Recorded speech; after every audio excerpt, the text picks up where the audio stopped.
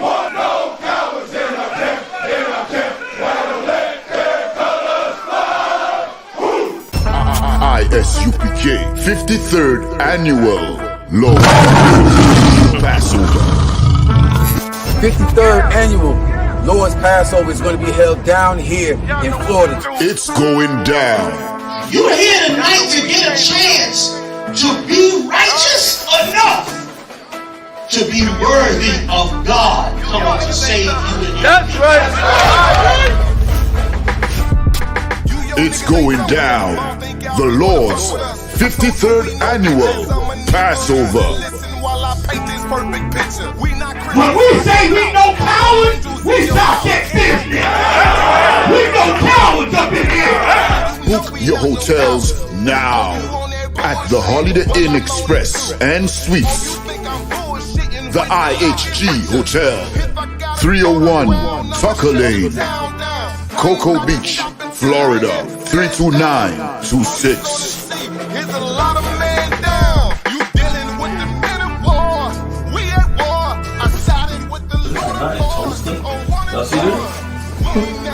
Comes with all your dishes, pots, pans, forks, knives. I kind of like this. This is like an apartment and a hotel. You know what I mean?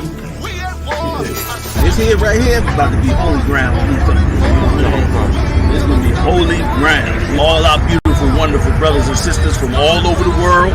You understand? We can boast that now. Brothers and sisters coming not only from every state, but from all over the world. I heard the numbers this year is ridiculous. We had to buy out the whole hotel. Friday, April 15th at the Space Coast Convention Center. My camp undefeated. You cannot debate. You just want the clout. We just want the grades. I'm just trying to get it. This is going to be glorious.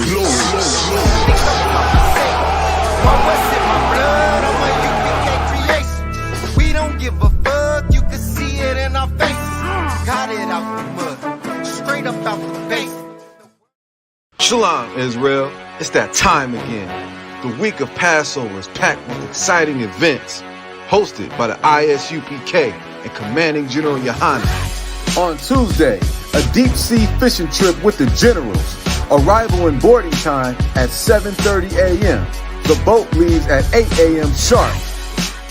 Then on Wednesday, April 13th, join us for the annual lamb slaughter from 12 p.m. to 3 p.m., making sure the children of Israel have fresh lamb for the Passover. Then, after that, the I.S.U.P.K. is having a fish fry from 4 p.m. until, which will lead to the scripture breakdown class with General Muhammad. Then, on Thursday morning, Hebrew Academy participants will see if they have what it takes to endure the Hebrew Academy trials. Commanding General Yohanna has something special lined up for the children with a children's party from 10:30 a.m. to 1:30 p.m. Come join Commanding General Yohanna on Cocoa Beach as we renew our oath unto the Lord. Because he's supposed to understand the power of the Most High that would destroy him and will destroy him real soon. Read.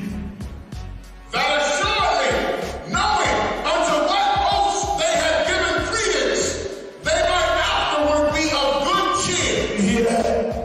They was of good cheer, came along with the Lord as one, and became of good cheer while tens of thousands of Egyptians died. I know y'all don't like to talk about this, but you better put this war spirit back in you, Israel. You better get that spirit back in you, man. You better get that spirit of warfare back in you, because the Lord gonna put blood on the streets of America and around this world, brother. Followed by a hotel ballroom, all black and Hebrew Academy dinner from 9 p.m. to 1 a.m.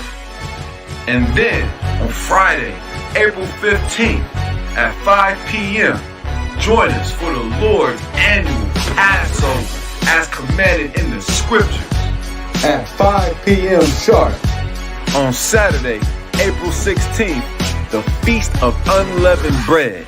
That's right, we're going to keep the Feast of Unleavened Bread from 7 p.m. to 10 p.m.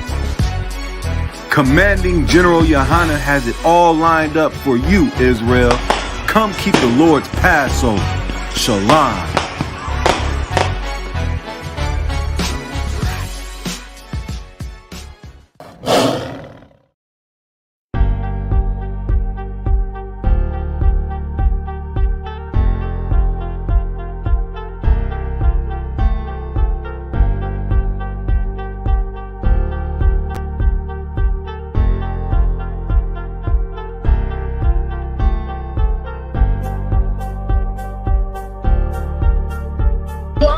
Because I never saw you before, but you are a black man like me. And it's worth something. This is Blackwatch with Commanding General Yahanna, the only man to lead blacks, Latinos, and Native Americans. God made man on this earth. White made man. God made man. God wants man to obey him. Bringing real news. You don't need a black man in the White House. You need a black man in every black house. For many years, there's a lot of black people who didn't realize how deep the racism of white America was. You ain't gonna do nothing unless you decide where you gonna stand at with the Most High. This station is now the ultimate power in the universe. Righteous solutions to issues plaguing our nation. Boy, you better wake up and see the power that is within blacks, Latinos, and Native Indians. Join us every Monday from 9 to 11 p.m. Blackwatch. Let the show begin.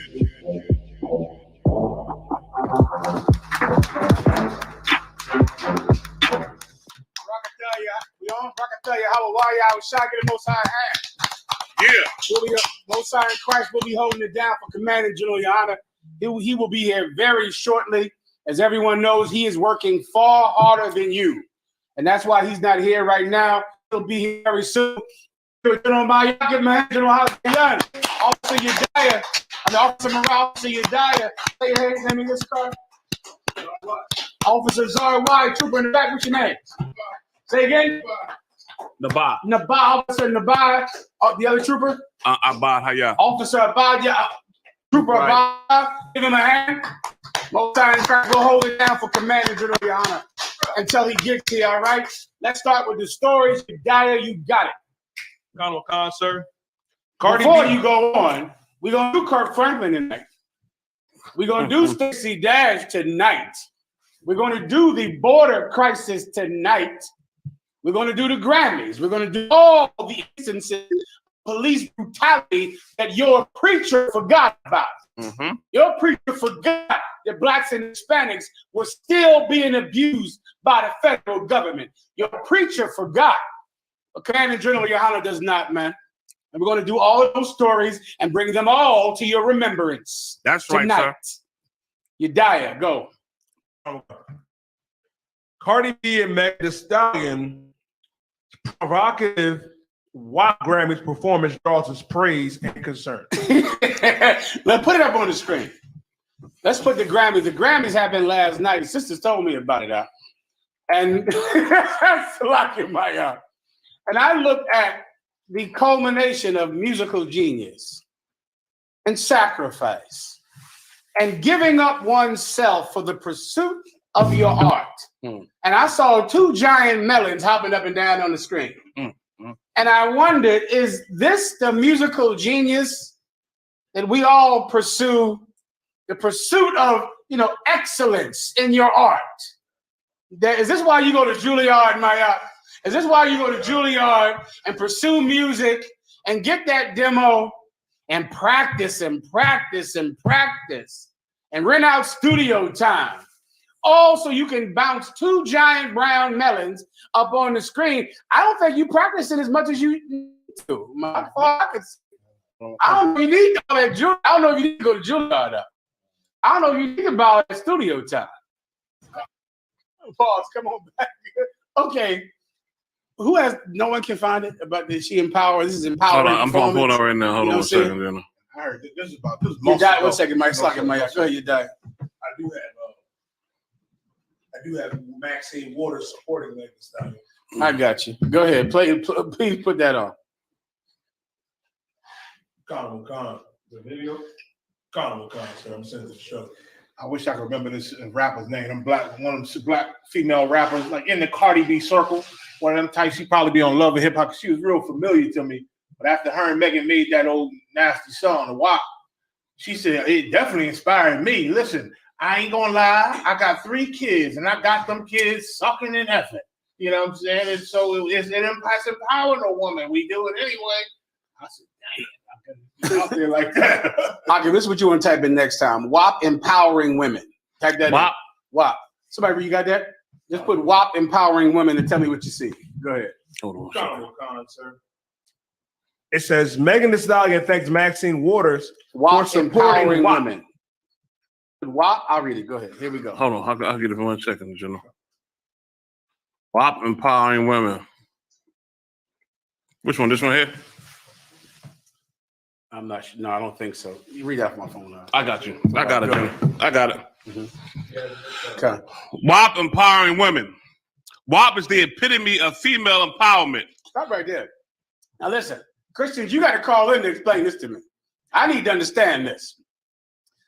This is when I just looked up WAP empowering women just now, right? And it said that WAP is the epitome of women empowerment. What meaning WAP means wet A-P, meaning wet vagina. Mm-hmm. And this song is the epitome, meaning there is nothing higher that could empower women. Haas. Both Cardi and Meghan are powerhouses of female sexuality. Go ahead. Independence and dominance. Independence and dominance. Stop. Okay, throughout it. Now play the video again. Started from the top. This is them performing WAP at the Grammys. Christians, you got to call in. Don't be scared. It's all right. Okay, stop. Stay with me, Tony, because the pause and play it, all right? Come on. How is it empowering to call a woman a whore? Now, okay, let's say men had all the power throughout it. Let's say men had all the power. Don't men want to call you a whore? Mm-hmm. Like, isn't that what a sorry? Salaki.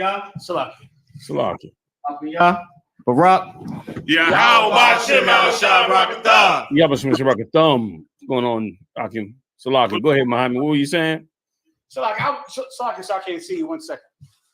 I was just we were bringing up the Grammy story. The Grammys came on last night, right? Right. And all through the Grammys, they were saying that Megan, this was the first time Megan Thee Stallion and Cardi B were performing WAP live, right?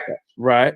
And they were saying that this was, I just typed in WAP, women empowerment, and they said that this song is the epitome of women empowerment. They were saying it on the clip the brother showed me, right? Mm-hmm. And as I turned the clip on, this is what I heard. There's some whores in this house. There's some whores in this house. And what I'm trying to understand is, who are the whores? Right. Is Megan the whore? Is Cardi B the whore that's in the house? And if she is the whore, doesn't that empower men?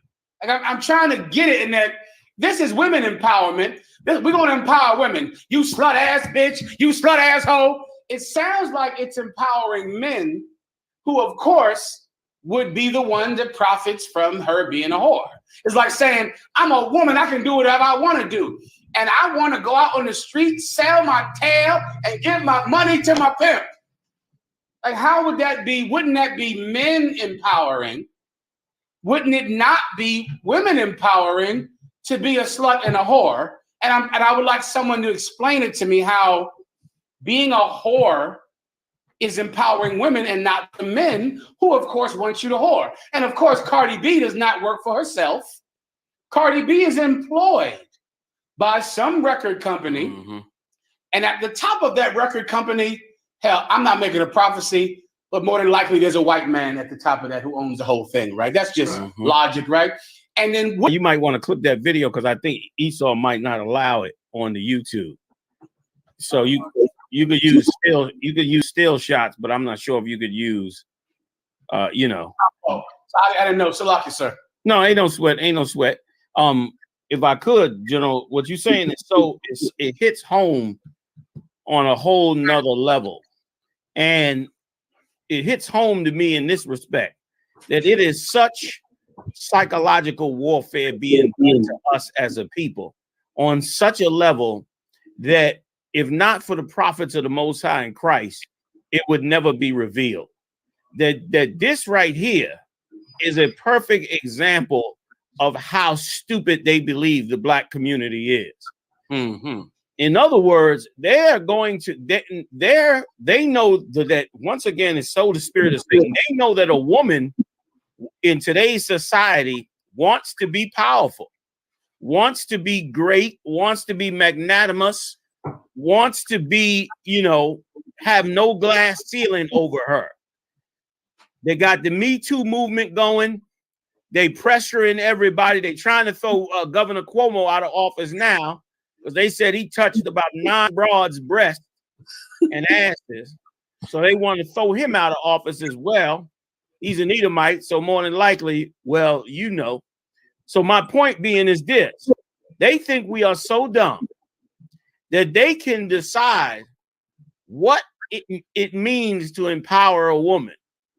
And they've decided that to empower a black or Latino woman, or more clearly, to empower the black and Latino community, we must allow our women to become whores.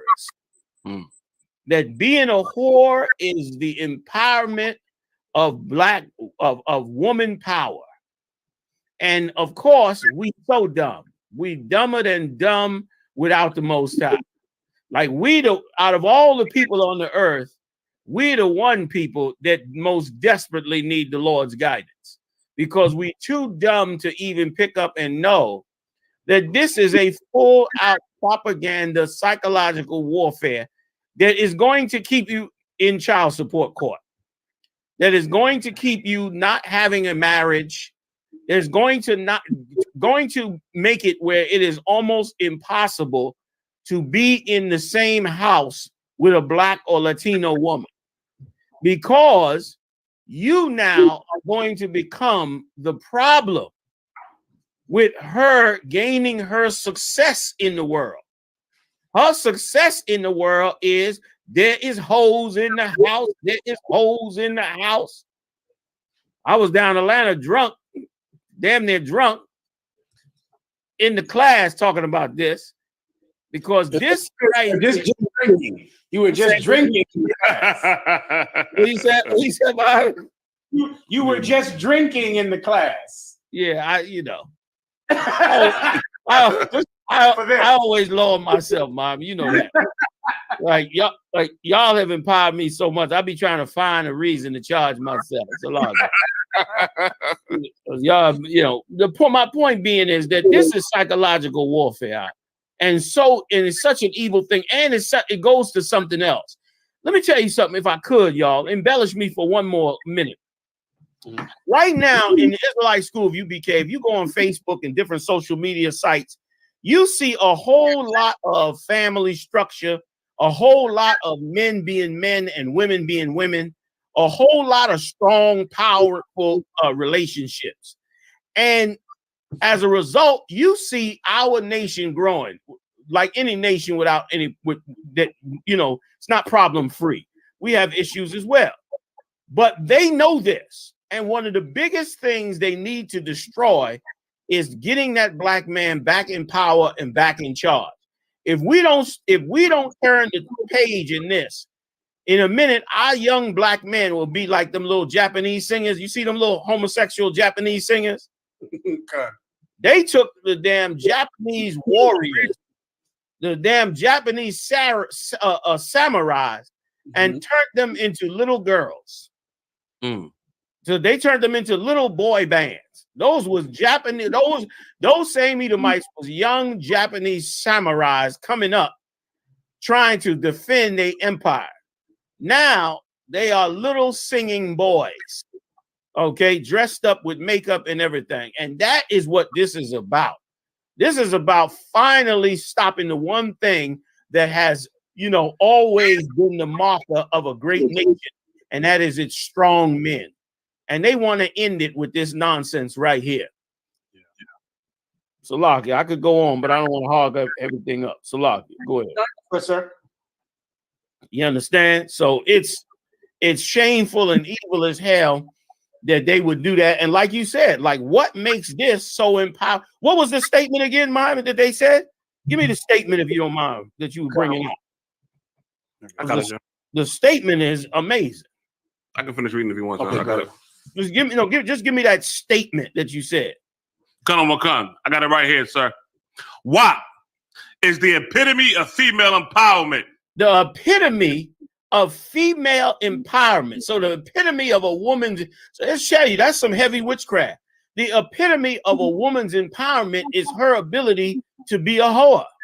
Her ability to use her whoredom to step into the, into the house and take full control over the house. You understand? They're to take full control over the house. That's what the scenarios, which is amazingly amazingly evil out. You understand? And once again, we stupid enough to go along with it. Like, okay, just remember a year or two ago, you couldn't tell your 12 or 13-year-old kid to get off of the damn cell phone. They'd get off that damn cell phone. They wouldn't get on. They would be putting naked pictures on the cell phone. Their father would come home and find out and beat the bull piss out of them for putting naked pictures on their cell phones. They would come in and arrest the father, take him to jail, and stop him from disciplining a daughter from making herself a whore. Because that was their scenario all along. Child support court is to help keep you, like, in other words, the only way to keep enough women becoming whores to empower themselves with their vagina over men, the only way you could do it is if you destroy those men. You must get those men out of the house. You must get those men from being over the house. Like, once again, let me tell you something, man. A whole lot of praise is going to start coming out from Yohanna's mouth over the daughters of Zion. Y'all gonna say the nigga done went soft because the daughters of Zion, the sisters in the Israelite school of UPK, are stepping into a realm of real empowerment. They stepping into a realm of empowerment that's empowering their families, their children, their husbands, and they doing it through struggle and strain. You understand? Through trying to understand multiple wives and all that, but they still in the fight, building the brothers up, building these families up, and they about to get a hellified reputation for what they've accomplished, just like the scripture said. Somebody get me that scripture where it said, he shall be known in the gate, based on that woman. Y'all know the one I'm talking about. Pull that scripture for me, because that's exactly what, what is happening on our side. What we're doing is directly coming up against the psychological warfare being poured out. And once again, you hit it on the mark again, General Muhammad. I'm gonna pass it back because I don't want to run too hard. But you hit it square in the mouth when you said that that these are record companies that are behind this, because these record companies are all owned and run or contracted by the so-called Jew. There is one ethnic group controlling all of the music that comes out of, all on the airwaves. And so they are the ones that, remember, their daughters are not listening to the WAP song.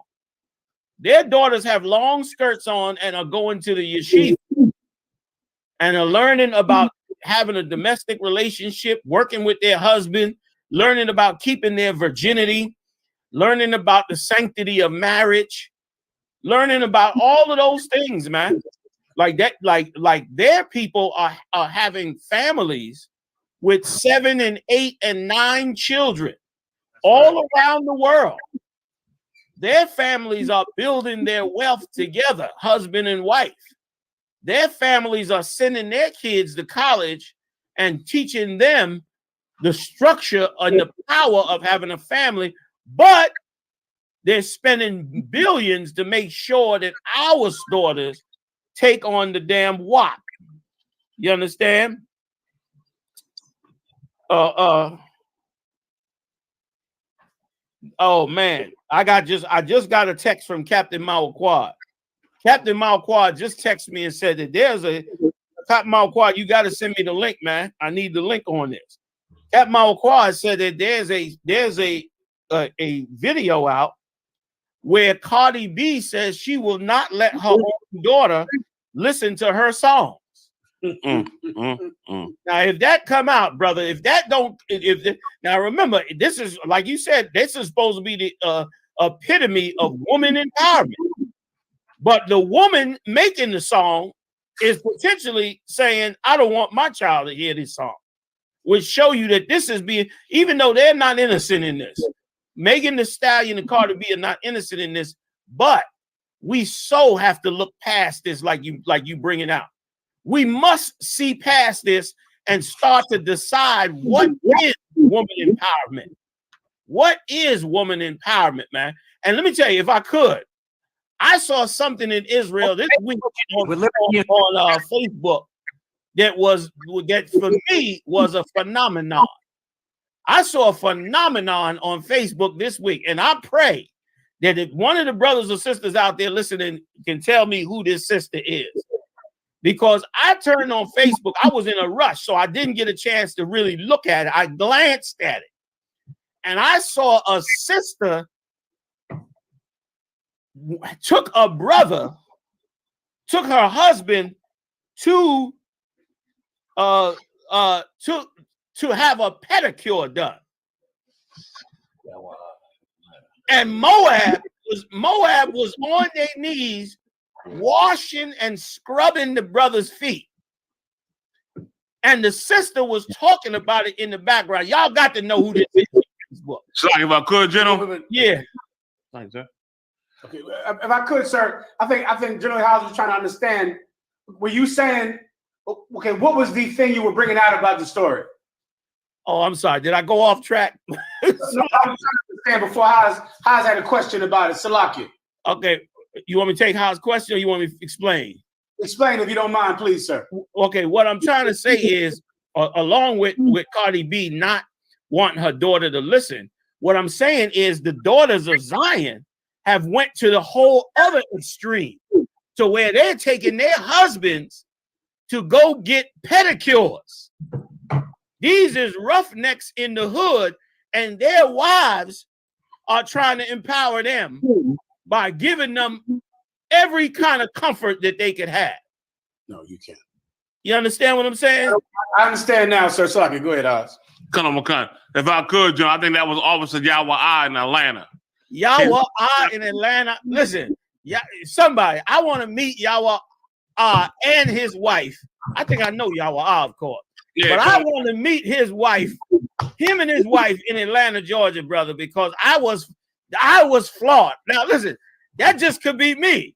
Maybe y'all get pedicures on a regular. You know what I mean? Y'all are some, super bad superstar Hebrews. But for me, it was a shocking thing to see black women want to take their husband to get a pedicure. Now, I don't want to start a trend in here. You understand? But I look at my listen, y'all can't let me talk too much. You know how I get.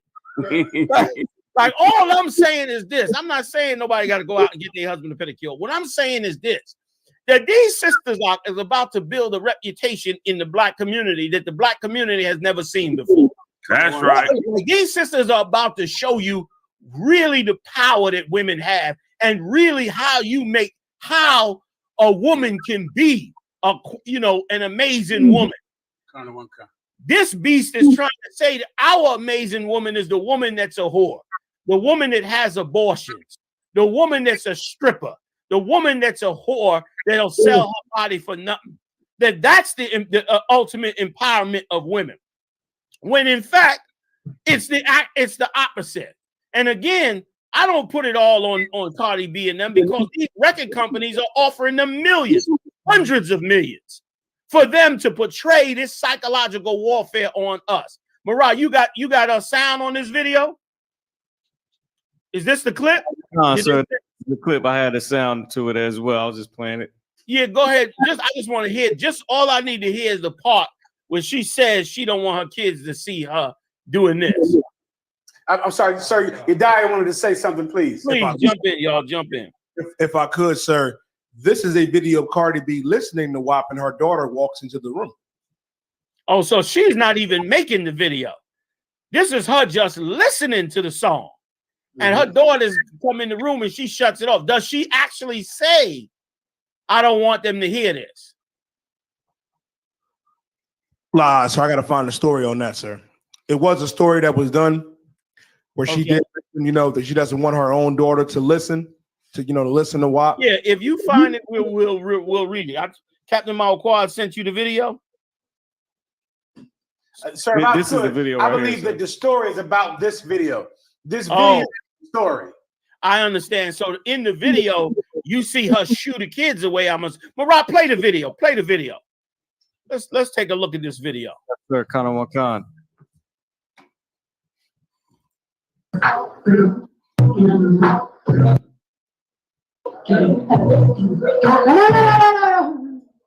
Look at that there.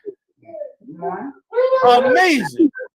I'm not giving the damn ring pop, though. You ready to pop? Just give it the ring pop.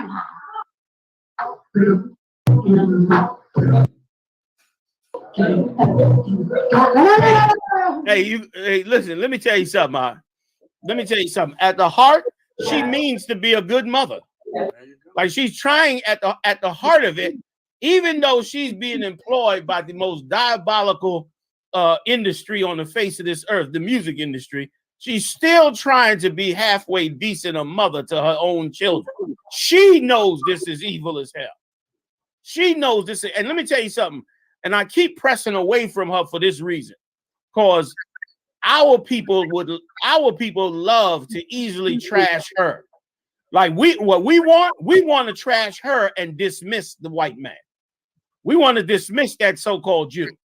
We want her to take the full blame when she's not taking the full blame. This so-called Jew who's been ruling over us with this music industry, he is the one that got to take the brunt of it. He's been doing this since the 60s, man. That's right, sir. He's been doing this since the days of, Eddie Kendricks and Bob Marley. He's been doing this. Yes. You understand? Kind of one kind. So lock it. Y'all jump in. I didn't mean to cut y'all off. I think Yediah had some more proof to back you up, sir. Oh, please, Yediah. Come on with it. Colonel McCon, I have our explanation in an article. It says Cardi B defends her decision not to let 2-year-old daughter listen to WAP. I'm a very sexual person, but not around my child. Come on, Yediah. Wait a minute. Her child is a female. And if I could, sir, Cardi B is very sexual, but not around her child, but she is sexual around yours. Exactly. She's very sexual around your daughter, but she would never be sexual around hers because she's being paid to sexualize yours. There you go. Paid to sexualize hers. I'm not gonna take that while y'all chat. Right, dude. So can I say one quick thing? Please, General. Okay, there's a story in the Bible, right, that most people will know about. GEN.YAHANNA taught me years ago. It's in the history of Susanna. And there were 2 evil men that wanted to have a threesome with this married woman who was virtuous and pure and of the tribe of Judah and married to her husband. And her husband was known in all the gates. That's where it is, House. Not Proverbs. You knew that already, right? Right? And this sister refused. She would rather die than commit adultery. So these men lied and said she had sex with them, even though she did not. And these men knew that the people would believe them because they were men of renown and famous men. She still refused to have sex with them. They told everyone that they caught her having sex with a young man, and they were lying. And as they were taking her to die, she had a veil on her face. And the Bible says that these men were so enthralled with lust for her that they demanded that she lift up her veil so they could look at her. I think it's one last time. One last time. Every sister, listen to this carefully. This is the truth about women empowerment and your right to be naked and your right to walk down the street and wear whatever you want. You are doing exactly what men want you to do. Yep. You are not doing what you want to do. Yep. You are doing what men want you to do. See, you think men don't want you to dress like a whore because of General Yohanna and the few men that protest to how you're dressed. But that is us. And we are few in this world who don't want to look at you like a whore. But the vast majority of men want to see you. Yep. They want you naked. And really, you're dressing like a slut for men. You are not dressing like a whore for you. You're doing it for men. You dressing like a whore empowers men because they're the ones that want to see you. Back in the day, you hear the stories about how women would wear long dresses and you couldn't even show your ankles and you could never see a woman's body because she had it hidden. Who was mad? Who was upset? Men. Who didn't like it? Men. Men hated the fact that they could only see your ankles, that they couldn't look at your butt. And men protested to your other men, your pimps, to show you more. Look up the word pander if I could. Commander General, is that all right? Get down, General, get down. Pander. Pander. Right. You ever heard of the term pimps, right? The word pimp comes from the word pander. I don't know why, but that's what they slang over time. A panderer became a pimp. And this is what the word pander means. Pandering is what you'll be charged with if you are caught being a pimp in America. If you are soliciting women to have sex with other men, to walk down the street dressed like Cardi B, to walk down the street dressed like Megan Thee Stallion, to walk with the heavy girl, so like your Lord help. If you to walk down the street dressed like Lizzo, you get arrested. And the charge is solicitation or pandering. What is pandering? I think I got it right here. So, pandering, a person who furnishes clients for a prostitute or supplies persons for illicit sexual intercourse, procure a pimp. That's the word. There's another one where it talks about any illicit, immoral behavior. It's right below. You have something? You read it, please. This is something Captain Yatazak sent. Go ahead. This is the response that Cardi made, and this is a tweet that she made, sir. There's moms who are strippers that pop pussy, twerk all night for entertainment. Does that mean they do it around their kids? No. Stop making this a debate. It's pretty much common sense. Listen, she's right. There are women who are strippers. Does that mean they pop vagina around their kids? I got a question for you. Who do they pop vagina for? Anyone want to answer? Men. Men want you to pop your vagina. It doesn't empower women. It empowers men. I know you're confused because you hear Commanding General Yohanna telling you to wear clothing. You hear his officers telling you to dress decently. But we are the few. But the masses of society hated your veil. They hated your long dress because they wanted to look at you. They wanted to see your butt. They wanted to see your breast. And you've just given men what they want. You are not taking away power from men. Men have always wanted to see naked women on TV. This blows my mind that I'm saying something that you don't know. Who the hell is watching this show with a naked woman bouncing her tail? Her nuns? Men. Men are crowded around their TV wanting to see it. Who loves Cardi B? Men. Who loves Megan Thee Stallion? Men. Men like naked women.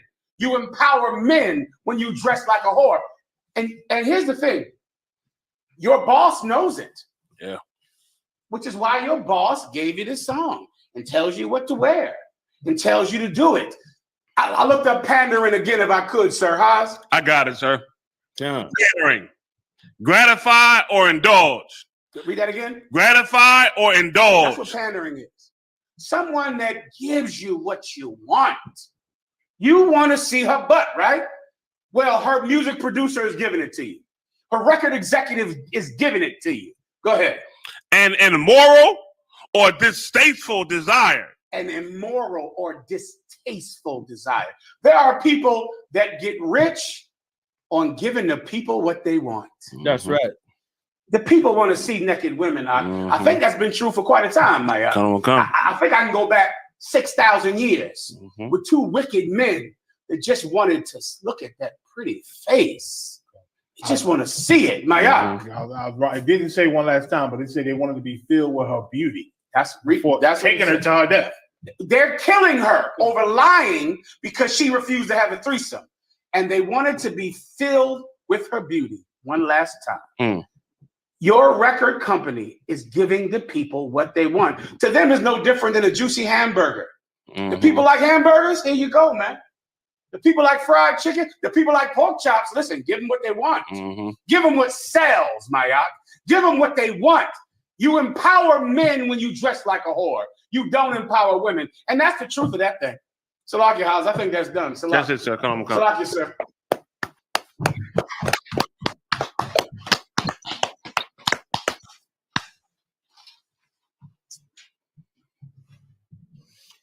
Yeah, let's move on. Khan, you die? Khan, sir. Stacy Dash apologizes for past controversies. I was the angry conservative black woman. Sir, I know you remember her. You did many a story on this Stacy Dash. Yeah, and and Stacy Dash is going from a conservative hoe to a progressive hoe. and she runs for political office. Stacy Dash broke a lot of brothers' hearts when she first showed her breasts in them teen movies. And she first showed, that's where she started out the nakedness from. In them teen movies, she was showing a ton of naked breasts. But since then, I mean, she didn't show, she's basically been a pinup girl in those porno magazines. But now, of course, she's running for office. So she got to get closer to the center. She got to come off of her extreme hatred of her own black and Latino. I don't even know, is she an Israelite? She got about the bluest eyes. I'm not, she's so unclean, it's hard to tell. God. Go ahead, you die. Honorable Khan, sir. Honorable Khan. It says clueless actor turned controversial political pundit Stacy Dash has apologized for her past offensive comments, claiming she lived her life being angry, but that's not who Stacy is now. Dash, who frequently stirred outrage with her hot takes during her 2-year stint as a commentator for Fox News, acknowledged in an interview with Daily Mail TV Wednesday that her opinions were often arrogant and prideful and angry. And what amazes me is how stupid we are treated. Like this woman here just was, vitriolic against black people and Democrats. And then one day she just decides she's running for office. She switches her stance and, everything is good. Just like Bloomberg did when he decided he was going to run for office. He just got up and apologized for destroying black people's lives with those, what were they called? Broken windows policy. He was pulling over and terrorizing young black men in New York City on a regular basis and Latino men on a regular basis. He just wake up one day and decide he's running for office and say, oh yeah, my bad. And that's what the hell she's doing. You know what I mean? So once again, we putting in office, and let me tell you something, she's up in and around that political arena. And in that seat, she sees just how vile the people in those seats are. And she's deciding to herself, like, they ain't no worse than I am. I done been a stripper and a whore and whatever else, and they just as bad as me. So hell, why don't I just run for that office too? You gotta say what sir? Please, y'all jump in. No sweat. And okay, this is so difficult for us to understand because the poor have so much more integrity than the rich. Yep. So much more integrity. that I haven't looked this up, sir, but I have a feeling that she's no longer employed by Fox News. Yeah. A Yeah. sneaky suspicion. Yeah. That Fox News no longer pays her, and Stacy Dash has a change of heart. Exactly. All of her views, because here's the truth of this: no one on TV believes in anything other than what they have to do to get money. Yeah. And when she was conservative, she was saying it because that was her job. Okay. And now that Trump is out of office and Fox News did not hire her, because clearly Fox News had her working there to try to get black conservatives to vote for Donald Trump. Donald Trump lost. They cut her loose. Someone look up whether or not Stacy Dash still works for Fox News. And blow my mind. Blow my mind with the news. Read it. She was let go. She was let go. Shocker. And so now that they fired her, she needs a job. And she will say whatever people like. You understand? Stacy Dash is the same as Cardi B, the same as Megan Thee Stallion. None of them believe, like we watch them and we go, oh, she must really love hoeing. What whore loves hoeing? Right. No whore likes it. They do what they have to do. Yep. They do what they need to do to survive, but no whore wants to be a whore, but she does like eating and paying bills and not being in jail because she doesn't pay her pay her what? What's the thing you got to pay? You go to jail. Your bail, your traffic tickets. You need money. Right. Stacey Dash believes in nothing.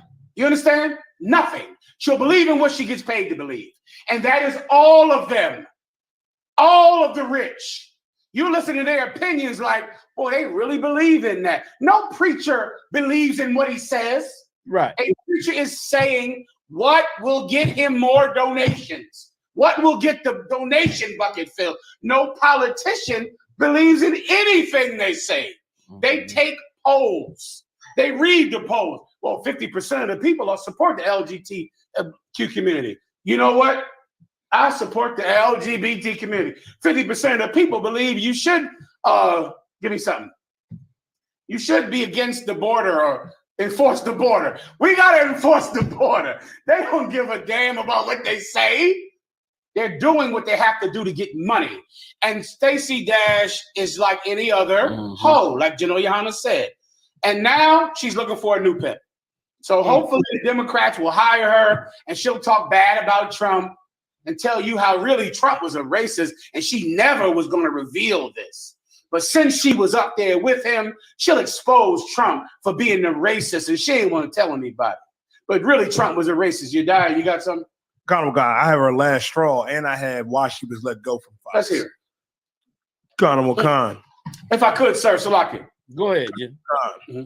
It says Fox News suspended Dash in 2015 for claiming then President Barack Obama didn't give an S about terrorism, and it reportedly did not renew her contract that year. Say it one more time. I missed it.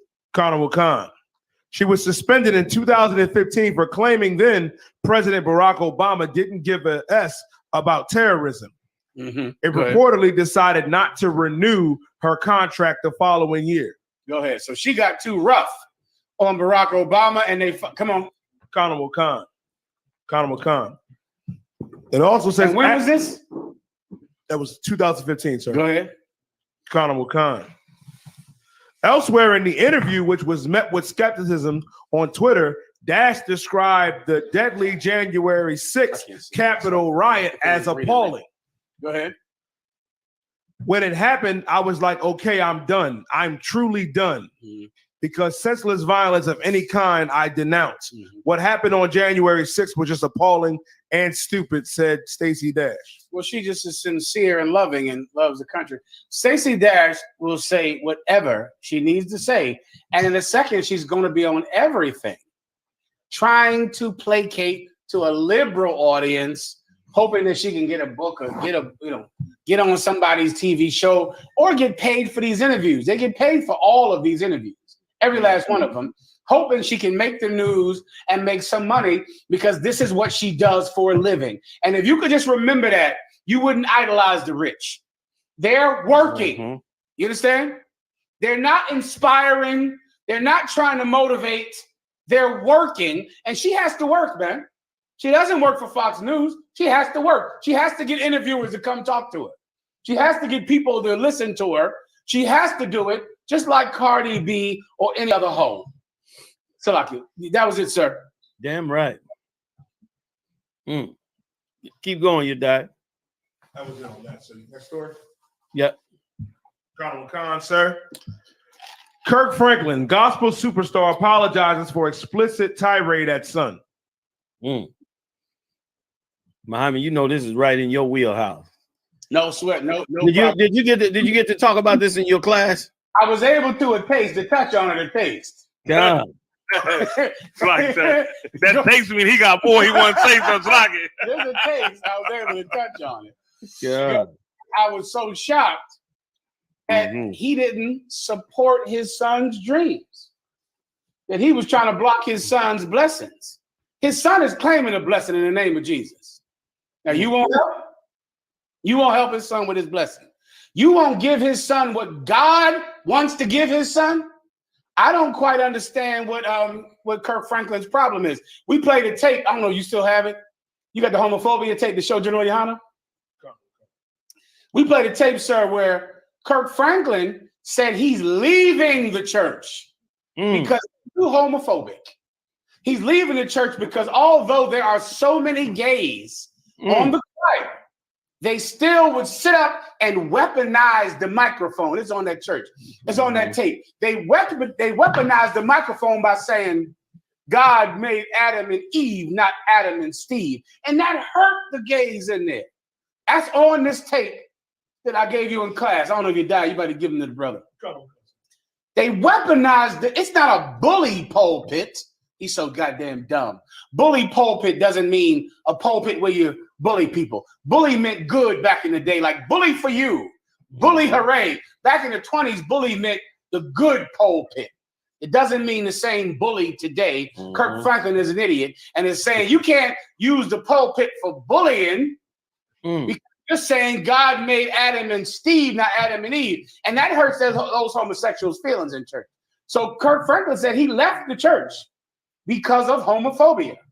Then he found out one day his son was a bitch-ass nigga. Commander General Yohana, he doesn't like it so much now. It's fun. It's fun. Now, here's the key. How does Kirk Franklin really feel about the LGBTQIA community? Anyone want to guess? He feels however you want him to feel about it. Yeah. You understand? Kirk Franklin has you know what Christians are and people who pursue riches? They're amoral, not immoral. You understand? Cardi B doesn't want her daughter listening to that. Cardi B gets paid to make your daughter listen to it because she doesn't have a right or wrong. She is amoral, meaning she will do anything regardless of whether it's right or wrong. And that's Kirk Franklin. He called his son a bitch-ass nigga, but he left the church because of Adam and Eve, not Adam and Steve. He believes in nothing at all. And everything his son is doing is what the church tells you to do. Everything. His son is adamant. You think, what would his son do if he said, Dad, you won't give me any money? No problem. I'll go without the money. Go without the money? What Christian says, I don't need to be rich? Right. What Christian says, no problem. I will suffer without the money and I don't need a new Rolls Royce. His son needs a Rolls Royce. His son needs a brand new car. He needs new suits. He needs a jet. Now tell him he doesn't. General Yohana told him he doesn't. And you called us a cult because we told preachers you're wrong for getting that Rolls Royce. And you said, come not near God's anointed. Right. You're wrong for saying that about my pastor. God has blessed him. The son can't get no blessing. He wants some blessings too, huh? And the father is stopping it. But it's no fun. It's good to talk about gays and gays have rights and gays should be loved until your son is a bitch. then it's no fun, sir. Come. There's no fun at all. Salaki. Come. You right. You hit it right on the head. And if I could just add a little bit to it, his son is everything that you raise in church. Yeah. That's right. A selfish, greedy, lust-filled, jealous, envious homosexual. That's it. And now, you know, that his son has become just what the church bills. Now he's upset. Now he's mad. You understand? And reportedly, his sister was saying that the opportunities his father gave him, his son wasn't successful on it. And so now he's mad about it. Well, that's Christianity. That's what goes on in church. So why would you be surprised now? You understand? Like, that's the fruits of their labor. And Kirk Franklin, I mean, he'd have been caught in so many scandals with drugs, with men, with all that. You understand that it, you know, it's no surprise that his son would come up like this. And of course, everybody is shocked that he got on the telephone and called his son a bitch ass nigga. Everybody's surprised now. Like gay men don't talk like this when, you know, when they behind the scenes. Like you think gay, you sisters that's out there laughing and giggling in their faces, thinking that they're sweet and innocent and nice men when they still men, even though they live an alternative lifestyle. You understand? Go ahead. Somebody was saying something. Sir. You know what I mean? Like they like this is what's produced in that church. I'm surprised it didn't come out sooner, and he didn't come up against him sooner. Okay. You know, he want his lust fulfilled too. He want, like you said, he want every, you know, lustful, greedy device he can get his hands on, like every Christian sitting in the church. Like they sitting there listening to a preacher that's telling them to get every dollar they can get, to be greedy and lustful and disgusting. And now when he does it, why be surprised now? Why let it be a shock? Say again? If I could, sir, you told Christians to just give up pork. That's it. When you can have lamb chops, turkey chops, chicken chops. You can have beef bacon, turkey bacon. I don't want to come. You said give up pork, and they hated us and battered us, called the police on us, and called us a cult. That's right. What are you expecting from Christian children that you raise when you tell them no? You can't tell a Christian he can't have something, because if you don't give him what he wants, he gets angry at you. I mean, damn, what did we ask? We damn near asked nothing. Listen, give up pork, and they lose their minds. Right, when you can substitute any animal and get the same. Clam chowder, you can't eat clams. You can eat cod chowder, bass chowder, salmon chowder, but you have to have clam chowder. You must have it, or else you'll hate the person that tells you no. Well, Shrimp and crabs. Sometimes that person is your son. Right. You say he can't get another $10,000. He can't move back into your house. He can't have a new car, and he is going to hate you the way you hated us for saying you can't have pork. I don't know what you are surprised by. You can't tell a Christian he can't have something. You have to give him everything he wants, or else you're his enemy. Salaki, sir. And if I could, was he thinking about his son? And so people can understand, Kirk Franklin, is a money maker for a preacher. If you a preacher and you want to make some money, and you hire Kirk Franklin, he comes down and everybody knows that he's going to be at your church. All the churches in the area are going to be empty, because they're going to go pile up in your church to hear Kirk Franklin and his choir jam on Sunday morning, which means your church is going to be jam packed, which means you're going to get tons and tons of donation. It's no different than promoters do with concerts. It's the same thing. Only difference is it's being done in church. So when Kirk Franklin says, because of the way the preachers is talking about homosexuals, about being against homosexuality, I'm leaving the church. In essence, he's saying, I'm going to hurt y'all in the pockets because you refuse to allow homosexuals to not be chastised by God. Like, you in the house of God. The Bible says it's against the scriptures. But because you spend the audacity of him to go in a church because of his fame and say, I'm going to take my money and my fame and my ability to raise a crowd, I'm going to take it out of here, because in this house, supposed house of God, you not going to say what God said. You're going to stop what God said, and instead, you're going to accept this homosexual lifestyle. You're going to stop bullying people as he thought of it. You're going to stop telling people that God is against that homosexuality. Meanwhile, he is. Look at this cat here. This is a gay sexual dance. Like, this is, and I'm so glad you did not put the music on, because we could really see the spirit on this. Like, this is how they get this is how they get this money, man. That's right. And so what they do, so now he comes to your church, all the women and all the gay men, you understand, want to see him perform. So they run up into your church, and you make a ton of money. So the audacity of him to say, I'm going to stop coming to your church, because even though the Lord said that alternative lifestyle is wrong, you can't say it in your own church, or I'm leaving.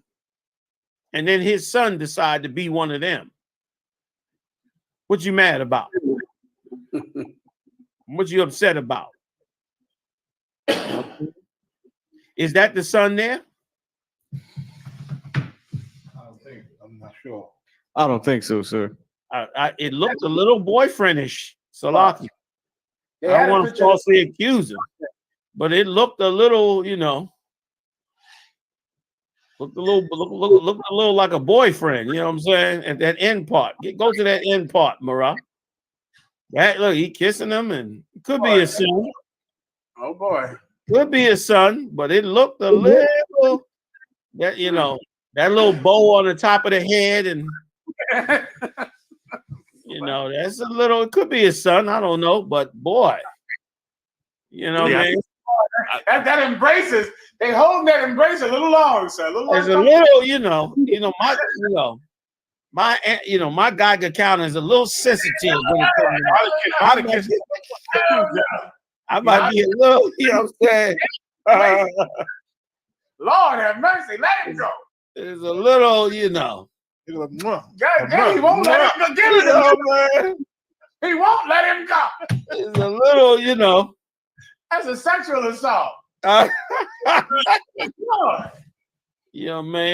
Like they know, damn. Like they know what they're doing. And if it is your son, that was an awful lot of kissing. You see your son all the time. That's an awful lot of kissing on your son. You know what I mean? To make a statement. Once again, the church is a diabolical place. Like they even brought in disco lights in this particular concert. In this particular concert, they got disco lights and all that. And this is right down there in Baltimore. And you wonder why black families are destroyed. Destroyed because of this right here. This is the root of destroying a black family. This nonsense right here. So, like you said, you brought it out best when why are they surprised? Why is it even a controversy? Why is it even a story? You understand? Is that it? I think Marad wants something. Go ahead. So Yediah was bringing out, he said the name of the song is called Love Theory. Good night. There you go. Rough one. That's a rough one, man. Like they have totally sexualized the love of God. Yeah. The love of God has become like the love of a woman. You've totally sexualized it, man. So that's it on that, y'all. You die? So, did you still want the video that we did in class? Okay. Hey, if I could, right? Could I let me just bring out a couple of names of these new brothers and sisters that have come through. If it's all right. All right. Bear with me a second, y'all. Just want to bring these out. Out of Indianapolis, Indiana. Kwam Ipar, raised to an officer of 500. Congratulations, man. Lahagan out of Birmingham, Alabama, raised to an officer of 500. Get down, Lahagan. Karanya Allah out of San Francisco, new trooper. San Francisco is rocking new troopers. You hear me? Yara Gabar, also out of San Francisco. Congratulations to you, new trooper in San Francisco. Shamyar, also out of San Francisco, new trooper in San Francisco, man. Big shout out to the captain out there. Yawanak in Milwaukee. All right, come on with it. New trooper in Milwaukee. Come on with it. Okay, Midwest style, Yawanak. Congratulations. New trooper out of Chicago, Illinois. I'm not sure what this is. You got here for me, Q. Asha Ear, Salakia. New trooper Asha Ear out of Chicago, Illinois. And out of Washington, D.C., sister Kawana, new sister this week coming in out of Washington, D.C. So congratulations to all the brothers and sisters that jumped in, man, and got down with us and came into this truth. This truth is growing, in a great, great way. Also, too, if I could, I got to give a big shout out to Captain Zakar. Captain Zakar did a promotion for the radio show, the Blackwatch show, that was amazing. Brought together like 4 or 5 camps on the East Coast. They got together and did a big promotional event, pushing the truth all over. They did an amazing job. You know what I'm saying? Captain Cesaryak, big shout out to him. Big shout out to General Kabbalah Mob. Captain Katazar, Captain Saparya. Also, big shout out to you out of Baltimore. Captain McCod. I don't know if I missed some of the captains. And the rest of the Captain Ariel. Big shout out to Captain Ariel was out there as well. Brothers did a big promotion, man.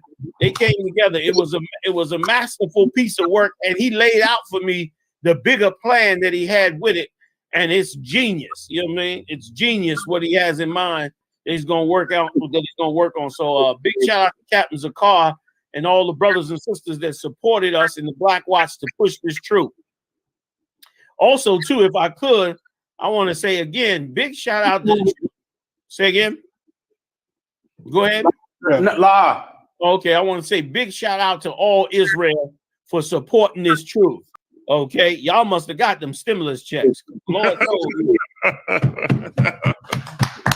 The brothers called me up. The brothers called me up like they found treasure. So it was a blessing that everybody came through and supported the truth, and also supported the Passover, and brought the funds in and strengthened the truth. Like, once again, this is an amazing, amazing place to be. If you're not here, you really need to, press. If something is stopping you from getting up in here, you need to pray to the Most High, and then you need to press on with us and get yourself up in here, because getting in here comes from the Most High. You got to really try hard to get in here. The Lord don't let everybody in here. You know what I mean? He don't let them in here at all, man. And so you really got to push hard, because in a minute, it's going to be very hard to get up into the top of this work as we go on and go forward. And so many people are being touched by the Israelite School of UPK that it's, after a while, we're going to be encircled by tens of thousands of brothers and sisters who are going to need so much and be able to receive so much, man. From the Israelite School of UPK. So big shout out to everybody that did that. Did an amazing job. Big shout out also to Captain Mashak Mayan. Mashak been incredible working on the Blackwatch show behind the scenes, working on those videos, man, putting together all the things going on. I hear, now y'all are not gonna believe this, but the Proud Boys want to come back for a round. They want to come back this Saturday for a round 3. Yeah, so I will let you know. I will talk with the generals.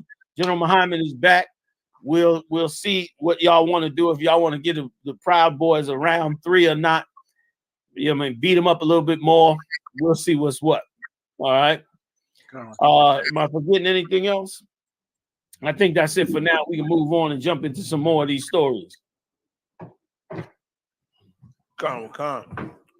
On Mexico's border with the United States, desperation as migrant traffic piles up. Come on. Mexico has struggled to deal with a new wave of migrants expelled from the U.S., while even more come north hoping to cross. Shelters that were empty for months are now having to turn many away. Keep The going. migrants. Sir? No, I was saying to keep going. Keep going. The migrants' hope have been drummed up by human smugglers who promised that President Biden's administration will welcome them. Instead, the United States is expelling them back to Mexico, where they wait along with tens of thousands of others hoping to cross. The pressure and desperation is quickly building among families stuck in Mexico as shelters and officials struggle to help them. If I could, sir, can I say one thing? Please, General, jump in.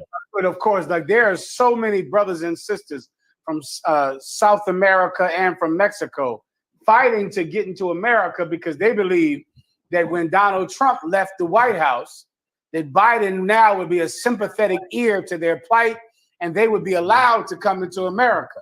And of course, they're sitting on the border, dying and suffering and begging for water and food, right? Because and let me give you the other side, if I could. This week, what's the cat who owns Amazon? Bezos. Bezos, right? Jeff Bezos got divorced a month ago, and he had to give his wife $38 billion. And in 30 days, he made it back. Put that in your Googles. Put that in your Googles and see what comes up. 30 days, he made it back. What's the cat who's making all the space things to go to Mars and the moon and all Elon Musk. Elon Musk has more money than the gross. You know what gross means from your paycheck, right? Gross means all. Elon Musk has more money than the gross national product of the country Hungary. He's richer than their gross product, not after they spend it after taxes, the gross product. America's greed has now made it to where all of the richest people on the planet are here. When back in the 30s and 30s, you had Arab sheiks with oil money and they were rich back in the 20s and 30s. Now, whoever is insanely, disgustingly rich will be in America. And here's what you don't know. That's why Mexico is poor. That's why Venezuela is poor. That's why Honduras is poor. That's why any place who is round about America can't get a penny because Elon Musk takes all the pennies. Jeff Bezos has all the pennies. And so everyone else has to suffer and die. And so now you look at the border crisis like, why are countries, emptying out to come over here? Because they don't have Bezos. They don't have Elon Musk. They don't have Microsoft. What's the Microsoft cat? Bill Gates. They don't have Bill Gates. They don't have Steve Jobs or whoever's running that garbage now. They don't have none of this. And so now because of it, their countries don't have pennies to feed anybody. And now, so America gets to sit back and look like, wow, everybody's trying to come here. I mean, oh my God. We can't be the policeman of the world. We can't take care of everybody. All of these people on our borders, oh my God. If I could tell everyone about a quick story back during the cocaine epidemic. This came out in the newspaper. Jesus Christ. I am that old. I heard myself say that, sir. I just realized you said newspaper and not the internet. Yikes. Anyway, moving on. So it came out back on social media. It came out back on social media, right? I don't think they had it back then. Right? So that the cocaine now, that all of the farmers in Peru were in the cocaine fields. And then they got help and donations from American companies to burn down the cocaine fields, to burn it down. And they were touted like they were heroes because they were fighting the war on drugs back in the 80s. And all of these companies, Dole and all of these companies were giving money to the government to help the country of Peru and to help them with their epidemic of growing cocaine. And they burned down so many cocaine fields. And then reporters came in and learned that right after the cocaine fields burned down, all of those poor people had to grow pineapples and mangoes because the people who gave money to burn down the cocaine fields were rich people who bought up the farmland and didn't want to pay them a high wage. Damn. Because they were competing with the coca fields and what they could pay. So they burned down the coca fields, and now they could pay those farmers nothing. They paid nothing, and they had no choice because they burned down the coca fields. And so now these poor people are sitting there growing, you know, asparagus or whatever they grow, whatever the export was in Peru, you know, whatever vegetable or fruit or mangoes for pennies. Pennies. And that's why they burned them down. And reporters started to bring it out. But you know what was important? The war on drugs. God. You got to stop this cocaine, burn down these cocaine fields. The workers who were in the cocaine fields are getting paid 10% of what they were getting paid in the cocaine fields for pineapples, for dole, for mangoes. People are trying to get to America because America destroys other people's countries. And that's that. It's called organized crime. Shalom, Maya. Salaki, sir. Heavy, heavy, heavy. And let's see how they're going to respond to it, because so far they haven't responded and let these brothers and sisters in. They said 4,000 children that's locked up now in them conditions that wasn't even designed for children, and they still haven't released them yet. You understand? They still haven't released them yet. Meanwhile, heathens flying in here from all over the world, and they having no problem coming into the country. I mean, no problem coming into this country. So we'll see in the next week or so. Is there more on it? That's it, sir. Okay, let's move on. What else you got? City of Minneapolis reaches $27 million settlement with George Floyd's family. How much? 27 million. Okay. George Okay. Floyd, Go ahead. I'm sorry. George Floyd's family filed a federal lawsuit in July against the city and the 4 officers accused in his death. And let me tell you something. It's very strange, that case. And here's what's strange about it, is that they paid this money before the officer got convicted or acquitted. Like they paid out this money, and now, of course, that they paid out this money, the Edomite cops' attorneys are now trying to change the venue. They're trying to change the venue to an area where white people at. You understand? So, and why the hell is that? What the hell is that all about? Y'all can jump in. Come on in. You died. Go ahead. Carnival concert. The city of Minneapolis on Friday agreed to pay $27 million to settle a civil lawsuit with George Floyd's family just weeks before the trial is scheduled to begin for the former officer charged with murder in his death. If I could, sir, stories like this come out every once in a while, right? To placate to the poverty of Black people and Hispanics. And that's all this is about. You know what this reminds me of? There's only 2 ways to make it out of the hood. Either to sell drugs or to, what's the rest? Get it back? Or to have a good jump shot. Or to be a good football player. You know what that means? That means there's only one way to make it out of the hood, drug dealing. Because so few people will ever make it out of the hood through sports that really you mean the only way to make it out of the hood is to sell drugs. Because who in the hell is going to make it out of the hood through going to the NBA? 1 in 10 million? 1 in 400,000? So in actuality, we're praising the people for just finding some way to get a little money, even if it's selling drugs.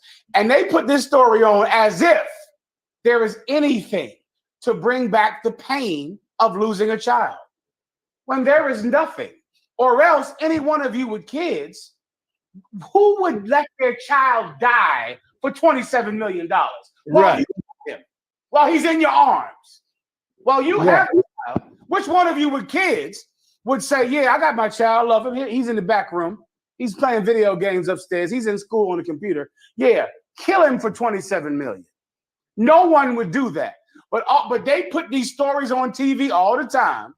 Well, Eric Gardner's family got $50 million. So-and-so, because they know we are poor. And we know there are so few ways to get out the hood that they know in the back of all of our minds, we're like, oh, that's good for that family.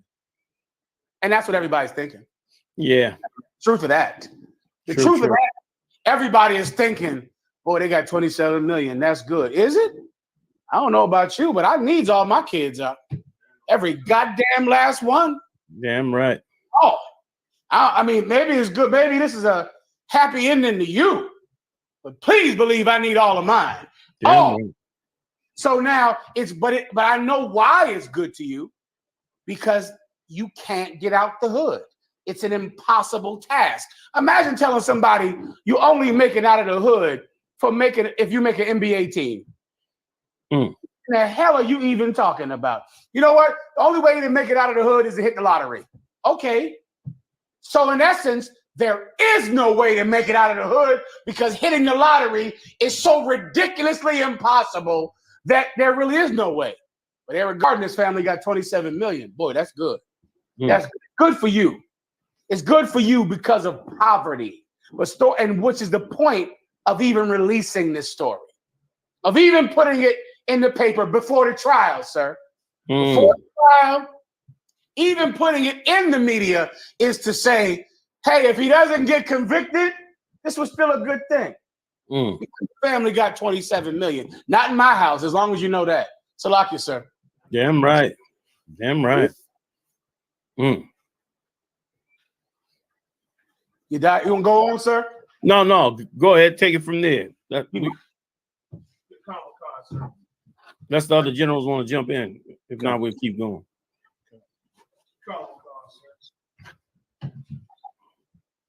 Judge reinstates third-degree murder charge against ex-cop Derek Chauvin and George Floyd's death.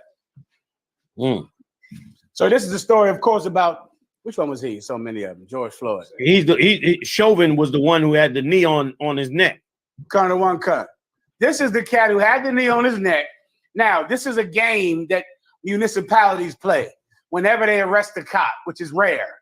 Whenever they arrest a cop, they undercharge the cop, knowing that he will not get convicted because they never charge him with third-degree murder. If someone could look up third-degree murder, I might explain the house if you could. What third-degree murder is. Usually they charge the cop with, I'm sorry, not undercharged, sir, overcharged. Overcharge him, okay. They usually charge for second-degree murder. Right. Second-degree murder is murder while you are committing another crime. So you rob a bank, you kill someone on the way out of the bank, that's second-degree murder. You're robbing somebody's house, you shoot them when they won't give up the money, that's second-degree murder. They usually charge a cop with second-degree murder. And of course, the jury goes, how in the hell is this second-degree murder? Where's the underlining crime? There is no underlining crime if you're making an arrest. So then, not guilty, not guilty, not guilty all over the damn country, because on purpose, the district attorney overcharges the cop. Well, in this case, the judge forced them to charge him to undercharge him. Third-degree murder, which is the one that should work. Now, should work don't mean will work. Right. Should work is the one that he actually is doing. What is third-degree murder, House? I got third-degree murder. Oh, Slocky, sir. Did I? It does kind of explain. Please, get it on. He said your mic is off too, you die. Okay. Derek Chauvin is already charged with second-degree murder, which carries a maximum sentence of 40 years, as well as second-degree manslaughter. However, third degree, when the judge, Hennepin County Judge Peter Kell has reinstated a third-degree murder charge against the former officer that killed George Floyd, which has a maximum sentence of 25 years. There you go. Like, that's the one that I think is reckless endangerment to my memory, right? Where you endanger somebody's life, meaning he has his knee on his neck. He knows that that could cause harm. He didn't stop it. Third-degree murder. So that one is the one that could catch him, but who in the hell knows in America? So like, Good point. Good point. All right. You got when meanwhile, of course, nothing will happen after this. They still dragging brothers out the car, still killing them. Oh man. Zaryak sent me a video too. I meant to bring out. He said, "Did y'all catch that video of the sister who shot the cop who was trying to arrest her? Y'all saw that video? Sir. Have y'all played it yet? Do you have a copy of it? Pull that video up. You got it, Morel?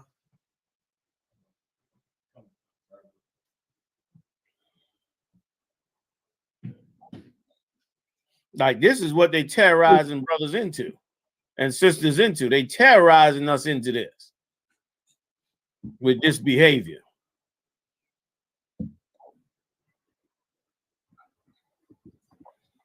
If you have it while they're looking at this. Shocking moment. Shocking moment. Woman driving wanted felonies. Shocking moment. Woman driving wanted felon's car, shoot traffic stop.